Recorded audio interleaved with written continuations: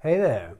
So in this episode we are going to investigate how your throat chakra got domesticated and what you can do to get your howl back. So, once upon a time, as a little person, you howled with the wolves. You cried when you wanted to cry, you pooped when you needed to poop, and you laughed like a maniac. And one of the special things that you probably did at that time is that in adult terms you made a fool of yourself every day, and you were funny as hell.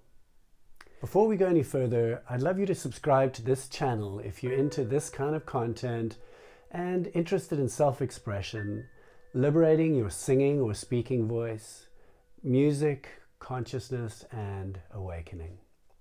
Please click that red subscribe button below and even hit the bell to be notified about future episodes. So, your voice was free for a time, and then, as we know, life happened. So parents begin to teach us when to speak and not to speak. Part of this has to be taught to children and is evolutionary for keeping us safe. Imagine 100,000 years ago when we were being hunted by giant saber-toothed tigers. Expressing yourself freely in the jungle was quite a dangerous affair. So you had to know when to shut up. And your parents certainly would have taught you that from when you were very little. But we also learn dysfunctional rules about speaking from our parents. Imagine a home scenario where, for example, daddy does most of the speaking and mommy doesn't. So we learn all kinds of rules, mirroring mommy perhaps, and we start to shut down. We learn all kinds of things from our parents and families, some beautiful and loving, and some shut down or even toxic. Unfortunately, they got domesticated when they were kids too, and so it gets passed down generation to generation. So in the family home, we learn these rules about expressing emotions, boundaries, our feelings and needs. Is it okay to express anger? Do we directly express love? Can we tell jokes and be foolish? Are we confident to play the fool and laugh at ourselves? Are we allowed to be weird and different, or do we have to be composed? And so it goes on. But it gets even more fruity when we go to school. I want to talk about something really curious that happens there that I just don't fully understand, but I'm very curious about it. I do invite you to share your experiences of school below, please. So when we leave the embrace of the family home, not physically because we're probably still staying at home, but when we go to school, what happens then? I feel like we enter a weird quasi-tribal culture of fledgling beings who are apparently being mentored by teachers. And it's kind of weird. I've been thinking about the fact that at schools, the teachers are there to teach kids a whole bunch of subjects like science and maths and history and all the kinds of not very interesting subjects like that. Okay, I liked history a bit. But they don't really teach children how to be with each other, how to be conscious or kind or authentic, or even to have clear boundaries. We learn the names of all the countries in the world, but can barely name our own emotions. We learn the capability to do complex maths, but aren't even taught the tools to regulate our nervous systems. For example, when we're anxious. And all of a sudden, all these kids are hanging out with each other more than they're hanging out with their parents. And in the vacuum of guidance, it seems that they make up rudimentary rules of behavior. And there's this semi-tribal thing going on, kids hanging out. That's what it felt like at my school, a little bit Lord of the Flies at times. And over time, that can get pretty weird. And in my experience and the experience of many of my clients, there's all kinds of shaming and othering that happens at school. And one of the things that happens within this adolescent human being, amidst all of the crazy new hormones and chemicals that are flooding his or her body, is a desperate desire to fit in and a need to be accepted, because otherwise shaming and othering happens and rejection. So she or he, they develop the need to defend themselves by fitting in. And many patterns start to develop. He or she may become withdrawn and disappear in groups because it may be completely important to their survival to disappear. Or he or she or they can develop loud, defensive verbal patterns for taking on and taking down enemy opposition. And for the most part, we stop being our spontaneous, quirky, and comical selves. and become half the person we were. And most of us lose our crazy, beautiful howl.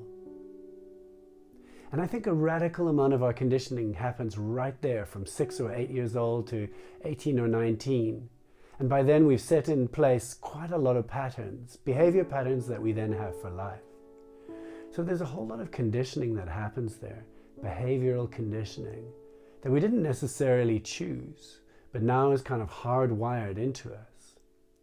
So that's one level of how we stopped howling with the wolves. Next step. At that time we started becoming more independent and absorbing youth culture. But adolescent culture is mostly a mirror of our parental culture, plus the new input of technology and youth-oriented pop culture, and maybe some music and the kind of things that teens consume. But the movies have been made for them by adults, so the directors and scriptwriters tend to just translate the programming and ideas that they have and just make it teen-friendly. And the bands and musicians express, for the most part, a combination of rather vanilla rebellion with emotional music about falling in love and getting your heart broken. And on the one hand, the music helps teens explore and navigate the deep new emotions that they're going through. But on the other hand, it actually is just more of the same programming inherited from their parents and from the larger culture. So just take a deep breath here.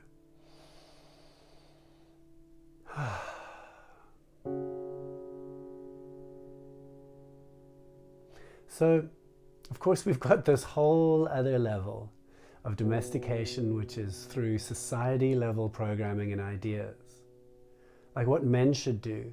Men should not speak too much. Men should definitely not express their feelings and emotions. They should definitely not lose control emotionally. I think a lot of men also carry a program that they need to be positive and rational and to be strong all of the time.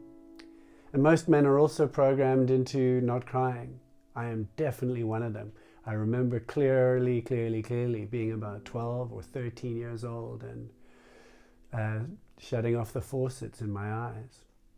And, you know, as much as we can say that these are society-wide cultural beliefs, they literally go into our DNA and we become them, and I became them. And so friends, I'm going to speak in very broad strokes. And each one of us, of course, is different, but these are some of the ways that we get domesticated and we lose our howl. And so women are equally conditioned. Many taught that they should not speak. There's huge cultural programming about women being too emotional, about women being too much, as in, your emotions are too much, or lady, please calm down. And so many begin to bottle emotions and try to hide emotions, and definitely to regret emotions and to feel shame for emotions because society apparently doesn't like those. So anger is suppressed in both men and women, but especially in women. And so are most of our emotions for all of us. So there's all this programming, starting with childhood and parental programming. And then adolescence and school programming happens. And then our whole culture begins, or has been, shutting us down and promoting inauthenticity through it all. And ultimately we are just these sweet little creatures that are terrified of being thrown out of the tribe. Terrified of being rejected and judged, so we conform and behave. And for much of our lives, on a surface level, many parts of us are domesticated to submit and just suck it up. And yet, on another level, what made us joyful as a child was dancing, singing, drawing, playing, being an artist. Everyone was an artist as a kid. Everyone was a dancer and a singer. But the culture that we were brought up in, this excellence-focused culture where only good dancers really dance, and only good singers sing, and only artists draw and paint. This mad, insane culture with seemingly outrageous standards of perfection. This culture is set up so that we all give up our voices, and all give up our art, and all give up our wonky dance moves. And in all of this perfectionism, our playfulness and our joy is lost, and our delicious goofiness is gone. And of course, we always want more joy, but are we willing to go through the shame of outing how silly and imperfect we really are?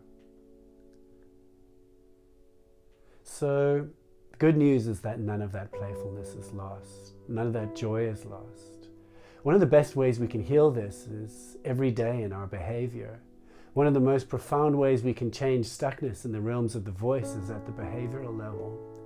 So in other words, just to begin to try to expose the voice, to expose the imperfection with playfulness, to sing together or alone, but to try and fail and discover that unlike what the programming says, when you're playful and out of tune or goofy, you will not die, and it is okay.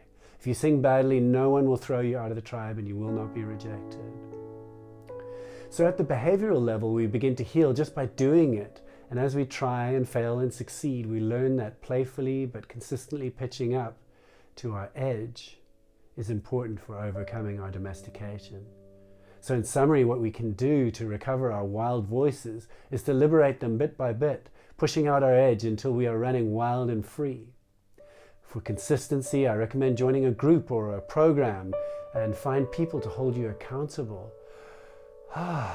So we either shy away from the edge for life and stay small, or we creep towards that edge and let loose. And through being playful and having fun and being light with oneself, we might find out that it's okay not to be perfect and not to have the perfect voice or the perfect body or the perfect dance move. And that in the act of trying and moving through the shame, joy, like a little plant breaking through the concrete sidewalk, that little plant of joy breaks through and we start having lots of little bits of fun again. And one of the best things is that we are neurologically wired to shine when we do this, opening up and singing and dancing together in groups or over the internet in community and groups too. Our neurophysiology is designed for group interaction like this, designed for group healing and de-traumatization together when we come together to be a little bit playful and foolish and expressive together. So I invite you today to just discover a little bit more playfulness and joy and self-expression and howl with the wolves once more. Let's do this.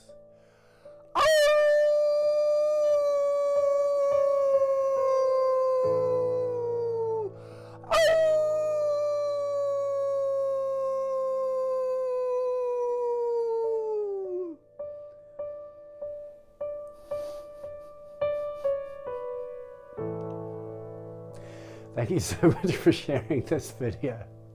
Please let me know what you felt and what you thought while listening to this. Drop a comment below sharing where you are and how your voice is. Please subscribe for more. And as you can see, there are other videos in this series. Please do watch them if you want to. Much love and have a beautiful day wherever you are in this world. And may your family and you be healthy.